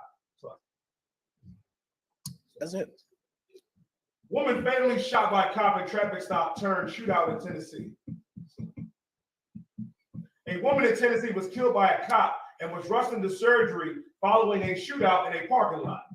I'm sorry, Mara, are we ready? Yes, sir, we are. 1 second, you die. Okay, I didn't know that he killed her. I thought she drove away. I think it said she died later. Oh, damn. And if I could, sir, this story here is the worst thing in the world that have ever gotten on social media. Dang. This is terrible for us. And you'll see why. I saw the video, and the first thing came to my mind is they're gonna do away with them tasers. Listen, he didn't shoot her. He gave her a chance. He kept saying, "Get out of the car. Stop reaching into your car." And then she shot him. Which means we should not give chances. Exactly. When you bend over in the car, we shouldn't give you the benefit of the doubt. Like, this story is going to end up in every police station, in the mayor's office, and to say this happened. This officer got shot because he was worried about the backlash of shooting an unarmed person. So he got shot. Like this, even the release of it is going to get black people killed. Because it's going to justify the police officers' irrational fear of people reaching in their car. Remember, that brother got shot in the back 7 times. He didn't shoot her in the back, and the cop got shot. Means, let's go back to the way it was before. Shut your mouth. Stop all of that Black Lives Matter nonsense. Because police are in danger. Like this one incident, which is absolutely rare. This is rare. But they're going to be everywhere, meaning a cop has to shoot first or else he's going to get shot. Like all the comments meant that, see, he should have did what they supposed to do. Punch him in the mouth, rip him out that car, slam him into the ground, handcuff him, put the knee on the neck first and foremost, before they even ask what's going on or, tell them what's going on. Punch him in the mouth, put the gun in their face, slam him on the ground, do what cops usually do. He didn't he didn't abuse her like they normally did and got shot for. And in their mind, he gave her the benefit of the doubt. He didn't want to pull the trigger. He didn't know why she was reaching in the car, so he didn't shoot her. And he's laying on the ground shot. And so once again, times never change because A real human being got shot on this tape. That cop. Real, living, breathing person that matters got shot. And so because of that, you're going to have to get shot if you're reaching for your wallet up. That's it. Because a real human can't risk his life over yours. Yeah. This human risked his life over a black woman's life, and he paid for it. Never again. Salakia, sir. Yeah, damn right. That's how they go. That's how they gonna take it. Oh yeah. And you want to show? Can we play it or no? They playing it now. I'm watching it Yeah, now. he's playing it. Yeah, I'm watching it So now. like I saw it. If you want the sound, so I can play it with the sound. Can the people hear it? Yes, sir. Kind of. Okay, good enough. Salakia, sir. No, they can't hear it right now. They need to hear it. You can step right back here. What did you take out of it? Nothing. I was Okay. Okay. All right. Listen. Just come back here. I think we're getting off on the wrong foot. Okay. Because I'm really confused on why I'm getting shot. He's got several warrants. Okay, that has nothing to do with me. You don't know who's in the car. Nobody's in my car. Well, now I know that. However, now I'm going to address the other problems. Okay, so you want my bag and all my belongings. So just step right back here. Can I use the restroom? And you know it's being audio and video recorded, just to let you know. Okay. So it's just in here? Yes, sir. Okay. Was there? Well, I'm about 5 minutes from me. Is this? Yes.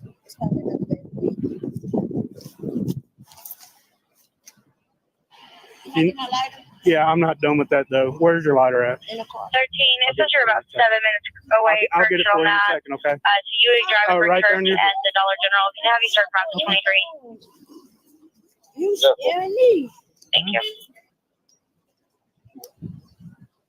Here, do me a favor. Turn No, hold Turn on. around. Don't put me in handcuffs. I haven't done anything wrong. Ma'am. No, don't put me You're about to get paid.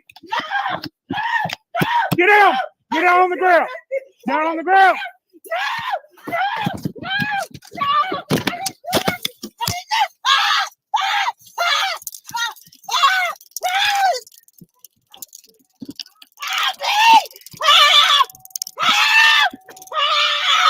I didn't do nothing.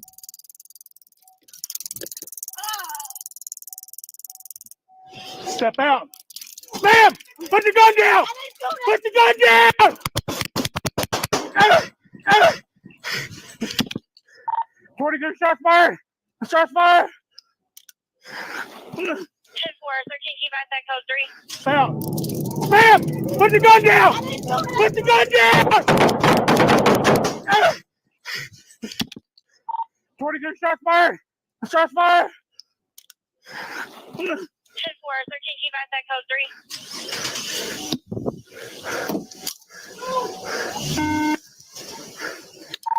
23, I'm hit.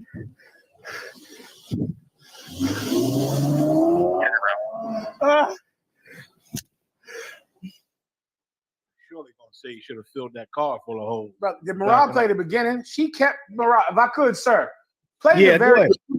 reaching in the car, reaching in the car, and he's saying, "Ma'am, stop! Ma'am, stop!" Guess what? She had a gun. She didn't have her ID. She wasn't trying to, just get some identification. She had a gun, which means every cop is justified on killing you for reaching for your wallet. Yeah. This video, and which is the point of it, I wouldn't be surprised if the Proud Boys bring it up. The Donald Trump people forget about that. They're going to be on this like hotcakes. All right? If you could, Mariah, play the beginning.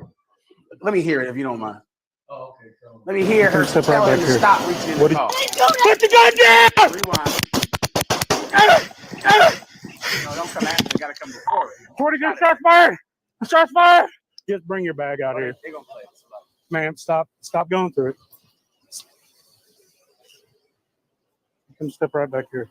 What did you take out of it? Nothing. I was Okay. Okay. All right. Listen. Just come back here. I think we're getting off on the wrong foot. Okay. Because I'm really confused on why I'm getting shot. He's got several warrants. Okay, that has nothing to do with me. You don't know who's in the car. Nobody's in my car. Well, now I know that. However, now I'm going to address the other problems. Okay, so you. Yeah, please rewind when she's bent Come over. step and right pause. back here.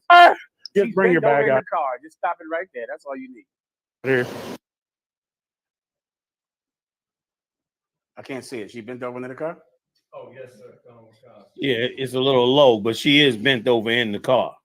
Well, this is how the brother got killed. What was that? Chicago? Right. What was that city? The brother Right. was bent in his car and got shot in the back. Right. I forget. I don't think it was. I know what you're talking about though. That's the one that got shot. Yeah. He got shot like 8 times. Yeah. It was outside of Chicago. It was outside of Chicago. Right. Well, this is why he shot him. I think it was in Wisconsin, matter of fact. In Wisconsin, right in Wisconsin, sir. She had a gun. And this video is going to be used. They're going to play it in the training. They're going to push it constantly. And if I could say one last thing, sir. Yeah. It goes out to all Black and Hispanic police officers. Don't be like Kirk Franklin's son. Don't be a bitch. Don't do that. Don't allow them to show you this rare occurrence of somebody who gave a person a chance, who gave a person the benefit of the doubt and got shot. Don't let the police use this to make you murder 9-year-old children with toy guns. Right. Don't make you shoot brothers and sisters who are getting their ID out. Don't let this happen. Don't be a bitch. Don't be scared. Listen, just instead of thinking like somebody who's scared to death because they saw a video on the internet, instead of thinking like that, think logically and realistically and without fear. This is what's more realistic. Even though this happened, it's far more realistic that you are going to kill a 9-year-old child with a toy gun. The numbers, not my feelings, they're just the stats. The numbers say that cops are not in a dangerous job. You're not even on the top 20 list of dangerous jobs. That's right. Safe. There's no problem. This is a strange and rare occurrence. Don't be a bitch and murder people because of a video you saw that they showed you at the police academy to get you to be afraid. Right. And of course, this one gets publicized. Of course. Yeah, man, more than any other. And the New York Post, they about racist as they could be. They made sure this video got out. Ma'am, stop going through it. And you better not arrest the cop for doing it, because you know what's getting played at the trial, right? When you arrest a cop for 3rd-degree murder or 2nd-degree manslaughter, here's exhibit number 1. He in fear for his life. Thank you, Haas. He is in fear for his life, not guilty. Yeah. Yep.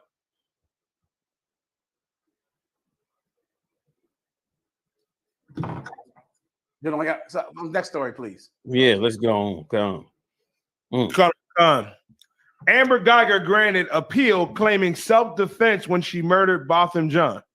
She might get it. She might get it. All the love she received after murdering Botham Jean, she might get it. You know what I mean? She received nothing but love and adulation. I've never seen a murder suspect have their hair brushed by the damn court officers. All right, get that, please, Janayan. To me, that was phenomenal. You understand? And it show you the brainwashing of black people that's in power.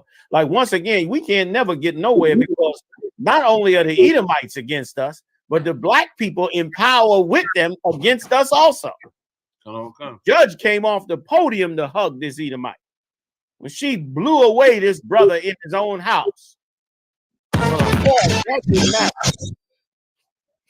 Of course, that didn't matter. What did matter was that she was an Edomite. God. And let me tell you something else too. By the time she showed up in court, she looked like she looked like hell. Like she had weeks of withdrawals from drugs. I don't know if that was the actual case, but by the time she got to court, her face looked like a drug addict who is going through major withdrawals. Get that part where they was brushing her hair. Now, this is an intense situation. Look how many guards there are. They're guards and everything. They got security everywhere. God. And they in the courtroom brushing her hair. And if a judge would have hugged OJ, during that trial, or some guard, gave him a brush to brush his hair or fix himself, they'd have called for their job. They'd have been gone. Yeah, they would have called a mistrial. They would have demanded a mistrial. Yeah. You understand, for the bias against them. You right. You know what I mean? Go ahead, you die. Give me some more. Do I keep going?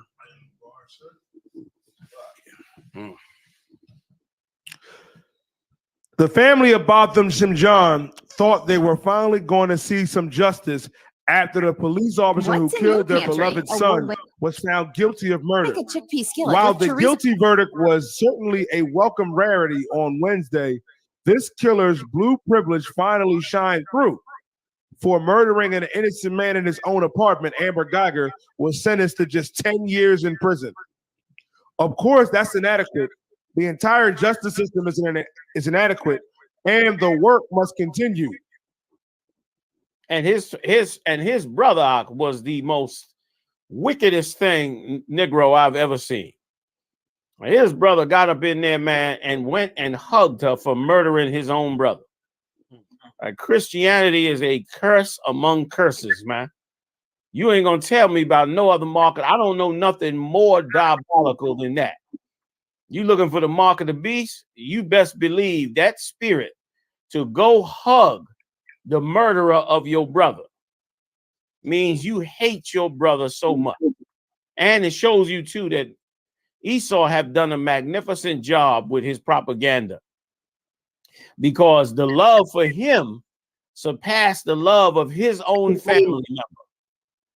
His own family member sitting there growing up with him, his own family member prefer that devil over. That's the one. Look at Aunt Jemima. Look at that. Look at that. That is amazing to me. She don't even have a brush. She making sure she looks wonderful for court. Look at that there. Talking to her. You gonna be all right, Miss Ann. You gonna look at the other court officer behind it. Like, this is a tense situation. It's a murder case. Court officers all around her. She's stroking her hair with her bare hands. Look at that. You all right? You look good, girl. You gonna be just fine, Mom, Miss Ann. Like, if that wasn't the countryest, bumpkinest broad in the face of God's green earth. And brother, you're not gonna tell me she ain't in church every Sunday. That same woman is sitting in church with a dress every Sunday, talking about praise Jesus. When the murder suspect is an Edomite, then she get nothing but love. Amazing. Can you get do you got the part where the judge comes down, Morale? Yeah. He gonna look at it now. Like let me tell you something. This was so Uncle Tom and Aunt Jemima that white people were shocked. Like, white people said, wait a minute. White people were shocked that she did this right here. Like, brother, that's an abomination. I listen, if any whatever black man, if it's even a man, because these days it could be a woman, but if a black man lives with her, he's in absolute hell. Because she's stroking the hair of a murderer of a black man. If you a black man and you live with that Christian woman there, you in hell. And God forbid if she got a black son. God help him if she got a black son, because you can guarantee she hates that boy. And empowerment it must give to white people. I imagine that. Like, if I was a white man, I'd be so proud. I see that and I say, look at this, the worst of us. They still love. This I have to be better than them. You know what I'm saying? I gotta be great. He's a Superman. I mean, we gotta be Superman the way these people treat us, no matter what we do to them. You know what I'm saying? We stroke their ego. You know what I'm saying? Yeah, it's amazing. It's amazing. So go ahead, Yedaya. She's seeking the appeal, and what are they saying about it? Anything? Khan. It says, Salakim, however, it could soon be far more as inadequate as Guyger was just granted an appeal to overturn her murder conviction. Yeah, you better see where this going. If you're older than a day, that she's going to beat this case. And if I can show you something, I just went just now while the brother was reading it and looked up some possible defenses, and I think I found one in about 5 seconds. Damn. It's called imperfect self-defense, and they do allow it in the state of Texas, which allows all kinds of self-defense. Texas believes in just self-defense, just on GP. Just That's on right. get in danger. I gave it to General Haas, sir. This is imperfect self-defense. Go ahead. Imperfect self-defense usually applies only in the context of homicide or attempted homicide. When a defendant is charged with murder, the charge may be reduced to manslaughter on the basis of imperfect self-defense. The idea is that while the defendant's actions were unjustified, they did not have the malice element that is required to get a murder conviction. Did she mean to kill him? To kill an innocent man in his apartment? Was there malice involved? No, there was not malice involved. Keep going. This could mean that the defendant will not face the death penalty or life in prison. You understand? She's going to get this thing overturned. That's right. She should have been charged with something lesser because she didn't mean to kill him. And there's another one farther above it where if you can prove that this defendant has something in their mind that makes them think they're in danger even when they're not, it's imperfect self-defense. And I think I know what she might be able to use to say, I saw him standing there and I pulled my gun. I thought I was in danger. Videos like the one we saw. Listen, and Muhammad, Salakia, please. I hate to tell you, but I have to disagree that she is not going to use the video. She is not going to use that defense. She is going to use the ultimate defense, her white skin. That's the defense that she's going to pull, and she's going to get out. I mean, this Judge Kemp is a horrible human being. Like, this is a horrible, horrible human being sitting on the bench. I could imagine her record of sentencing black men. Like this woman here is once again, justice is nothing, because justice just means Edomites get what they want and everybody else can drop dead. That's it. And you give your love for them. I mean, she brought the Bible down to this Edomite. And she is talking to this Edomite with love and admiration. And listen, and even the court officer is watching her hands. The court officer is watching the ex-cop's hands to make sure she doesn't harm the judge. He's watching. If you notice, his head is moving and looking directly at her hands because she's a murder suspect, but the judge is in her face, hugging her, showing her the Bible, telling her about it. That's Christianity. Like, really, Christianity is trying to save white people from their white supremacy. That's it. Like, Christianity ain't trying to save you and get you to turn back to God. It's trying to save white people from their white supremacy so that they can accept black people in. And so they can continue to be the rulers of the world and be beloved and in admiration. Like, this Judge Kemp here, brother, is a monster. Is a monster. This you preside over a court case of the murder of a black man in his house. And the woman get convicted now. And this ain't pre-conviction. This is post-conviction. The jury find her guilty of the crime. And you do everything you can to make sure she is loved and beloved and will make it, through her sentence. And I could imagine what this judge is offering her and telling her. Like, I mean, it's repulsive. It's absolutely repulsive. And once again, this comes from church people. Like this ain't a Rastafarian right here. This ain't no Hare Krishna. This ain't no Muslim. This ain't none of those things. And it certainly is not a Hebrew Israelite.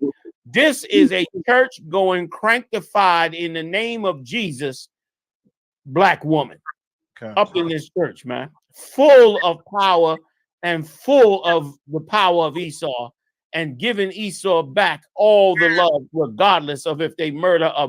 And this brother was not a thug, man. This was an educated brother whose mother worked for the minister, for the minister of the interior, the man that ran the country down there in the Caribbean. And he was well educated and had a powerful job and dead in his apartment. Dead, and she convicted. And of course, like you said, she gonna go back and appeal, and that white skin gonna get it. I ain't gonna be surprised if that same Judge Kemp writes a stunning letter, unless she goes back to her, to be released, and forget about if she go back to her to be released. Because surely that whole conversation was, you 30 days, and I'm be checking on you, and you can do this, and you giving her counsel on how to get out of there early. Or appeal. Yep. And I don't know why the defense attorney for her appeal can't show this video of the judge hugging her. Right. Even the judge didn't think she was a malicious killer. That's right. The judge knew that she was a good person that got caught up in a bad situation. They need to play this at the damn trial, and it's going to look obvious that judge didn't think she was some malicious killer. Right. She'd be in charge with murder. It was a mistake. Yeah. Exactly. Yeah. Exactly. You're right. And I ain't gonna be surprised again if the judge don't write a letter to the appeals judge. Exactly. Man, it's like the scripture says, sir, we lay our body down on the ground so that they can walk over, man. That's exactly what he did. He laid our body down in a facial evil she did so they could just walk right on over us, man. You're right. And I could be wrong on this, but if she gets the appeal and it gets kicked back, it might get kicked back to this same judge. Yikes. Yeah, get kicked back to this same judge. You can forget it. She going home. You understand? She's going home. It's an abomination, man. What else you got, you dad? Khan. The royal family scrambles to be seen in public with black people after Meghan Markle's interview. This here seems like a joke. Go ahead. Prince Harry's public denial that his family is racist just happened to come as he was flanked by a black woman. A statement from Buckingham Palace expressing concern about Oprah Winfrey's bombshell interview with Meghan Markle and Prince Harry may have been light on words, but the optics behind the shameless subsequent public relations push the royal family speaks volumes. In what sure looks like an effort to combat allegations of racism, high-profile members of the royal family and Markle's in-laws have scrambled to be seen in public with black people in recent days. Which means the royal family is under the gun now because they bringing this out. They don't want this to spill out. This all seemed like a good money hustle. Another one come. You understand? And if she really trying to, if she really trying to get that hair straight, she need to go see the Dominicans, man. Send me a nice knot to straighten that hair right, man. If that's what she trying to do. Go ahead. The latest evidence on the strong possibility came Thursday when Prince William, Harry's brother, addressed the controversy in public for the first time. While visiting a school in London, described on his website as an institution for children from all backgrounds, William escorted to a racist bone extra tactic and denied the existence of racism in his family. We are very much not a racist family, Prince William said unconvincingly. And if I could, sir, there's a picture of Prince Harry wearing a SWAT sticker in a party where everyone had on blackface.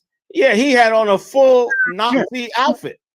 Yeah, he's wearing a Nazi outfit, and the cat behind him is in flat out blackface. but he is the righteous one who is not racist, not like his family. Yeah. He's a good one. Here it is. That's the picture right there. Is that the one with the black-faced cat right next to him? Now that's the savior of all black women right here. Here he is. This is Prince Charming, like in the one with the damn glass slipper. Yeah. Here with the pumpkin and all that. This is the savior who will marry your dirty black behind and bring you into Buckingham Palace. That's him. That's him right there. This is like what's those parties they have? Rich people have. Yeah, masquerade party. You got the cat wearing the blackface standing right next to him. Yeah. And it's the thing. And of course, this is the type of person that would have sex with somebody who he thinks is black, who of course is not even black at all. Who, of course, nothing to do with black people. No, that wife he has doesn't know anything about the struggle of black people at all. Doesn't know the struggle of Hispanics at all. And that's why he married her. He married her because she's not black. Right. Put the picture up there again. He married her. Like people looking at her like, oh, he married her because he doesn't care about race. He married her because he knows what the UPK knows. She's not black. That's right, sir. He hates black people. And there's the picture. The picture is in front of you that he hates black people. You think, he excused her niggerness. He forgave her for her black lineage. When Harry looked at her and goes, oh, I know you white. Come on, let me marry you because you're white. Hey, you don't have it up there? Okay, go ahead and show the Commander General GEN.YAHANNA because this is somebody who doesn't like black people, this Harry. He doesn't like them. There it is. Now, did he marry? No, you can't put it on the screen. Damn. Yeah, he got it up there. Okay, so lucky. We see something here than you saying. So let me ask you a question. Did he marry her because she's black or because she's not really black? Exactly. Right? He married her because she's not black. She's not black. And that's why he was able to marry her because he hates black people. Do you need more proof? There it is. Yeah, come on. It's in front of you. And listen, what a party. The blackface, the Nazi, and the Klansman. Like, what a party. You know what I mean? Like, they in there jamming. All three of them in there. Yeah. Yeah, that's it. And the lengths they must have gone through to put together a party where they all like we go have, in our ignorance, we go have a Halloween party or some other kind of party. They go and have a white supremacy party where everybody dress up in a white supremacy type outfit. And with some money behind it too. That's some good ass money behind it.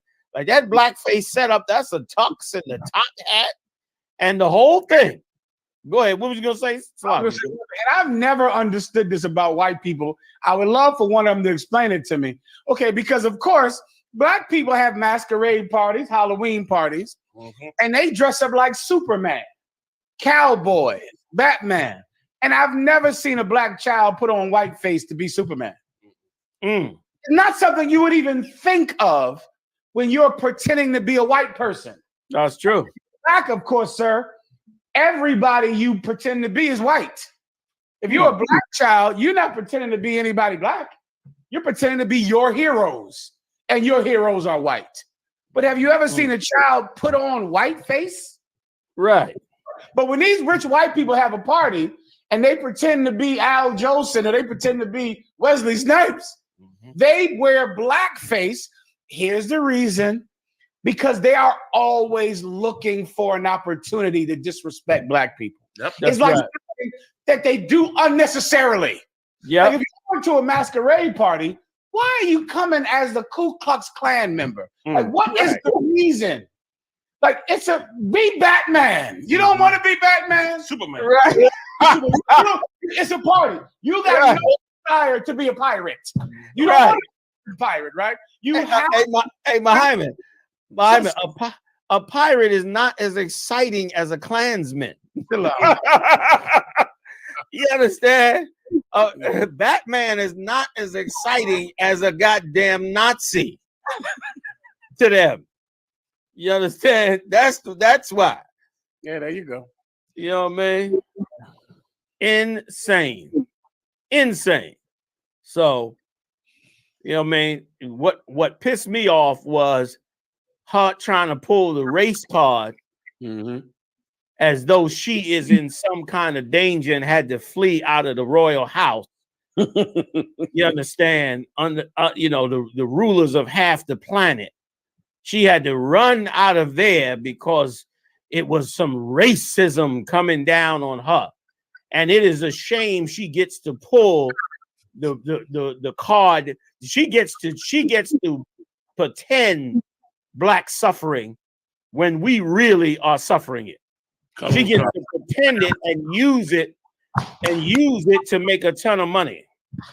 You understand? Oprah Winfrey, they said they paid $7 million. I don't know how true it is, but the report is that they paid $7 million to do that interview.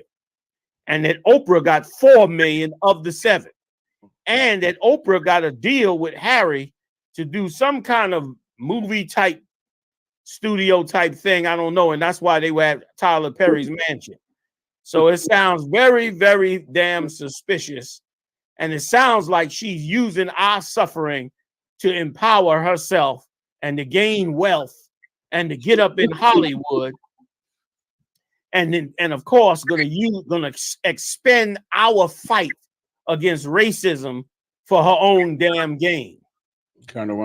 She ain't even one of us. Hey man, it's about that time, man. I want to invite everybody, man, to pay their tithes, support this truth. Hey, join us April 24th in Houston, Texas at the BH Ranch. We're gonna do it up incredibly and insanely, okay, for the Passover. We missed last year. We got 2 years to make up. We're going to party, hardy. You wait to see Israel get it on. The brotherhood and sisterhood going to be in full effect, man. The righteousness of the nation, man. The laws, statutes, and commandments in full power. I hope to see you there. Check us out every Monday night. We do it up live. Hey, you can cash at me at One West Tides as well. Support this truth. I want to see you support this truth today. Big shout out again. I got to give one more big shout out to Captain Zakar for what he did. Also, big shout out to Captain Mashak for his work also on the show. And again, we got the Proud Boys on deck for a possible round 3 coming this Saturday. I'll see y'all next time live on the UPK. Y'all, shalom.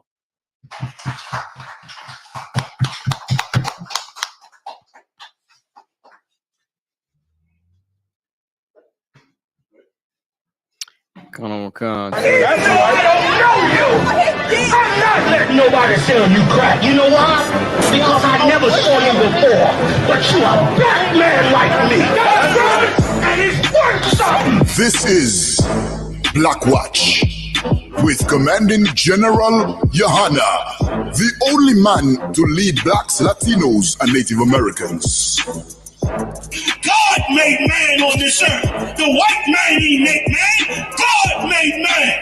God wants man to obey him. Bringing you real news. You don't need a black man in the White House. You need a black man in every black house. For many years, there's a lot of black people who didn't realize how deep the racism of white America was. You ain't gonna do nothing unless you decide where you gonna stand at with the Most High.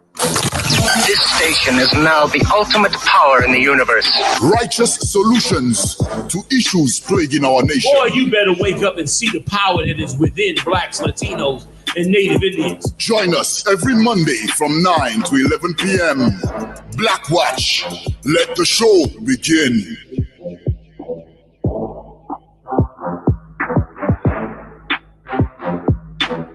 Shalom, Israel. It's that time again. The week of Passover is packed with exciting events, hosted by the I.S.U.P.K. and Commanding General Yahanna. On Tuesday, a deep-sea fishing trip with the generals. Arrival and boarding time at 7:30 a.m. The boat leaves at 8 a.m. sharp. Then on Wednesday, April 13th, join us for the annual lamb slaughter from 12 p.m. to 3 p.m., making sure the children of Israel have fresh lamb for the Passover. Then, after that, the ISUPK is having a fish fry from 4 p.m. until, which would lead to the scripture breakdown class with General Muhammad. Then, on Thursday morning, Hebrew Academy participants will see if they have what it takes to endure the Hebrew Academy trials. Commanding General Yohanna has something special lined up for the children with a children's party from 10:30 a.m. to 1:30 p.m. Come join Commanding General Yohanna on Cocoa Beach as we renew our oath unto the Lord. Because he's supposed to understand the power of the Most High that would destroy him and will destroy him. Real soon. Read. That assuredly, knowing unto what oaths they had given credence, they might afterward be of good cheer. You hear that? They was of good cheer, came an oath with the Lord as one, and became of good cheer while tens of thousands of Egyptians died. I know y'all don't like to talk about this, but you better put this war spirit back in you, Israel. You better get that spirit back in you, man. You better get that spirit of warfare back in you, because the Lord will put blood on the streets of America and around this world, brother. Followed by a hotel ballroom, all black and Hebrew Academy dinner from 9 p.m. to 1 a.m. And then on Friday, April 15th at 5 p.m., join us for the Lord's annual Passover as commanded in the scriptures. At 5 p.m. sharp. On Saturday, April 16th, the Feast of Unleavened Bread. That's right, we're going to keep the Feast of Unleavened Bread from 7 p.m. to 10 p.m. Commanding General Yohanna has it all lined up for you, Israel. Come keep the Lord's Passover. Shalom.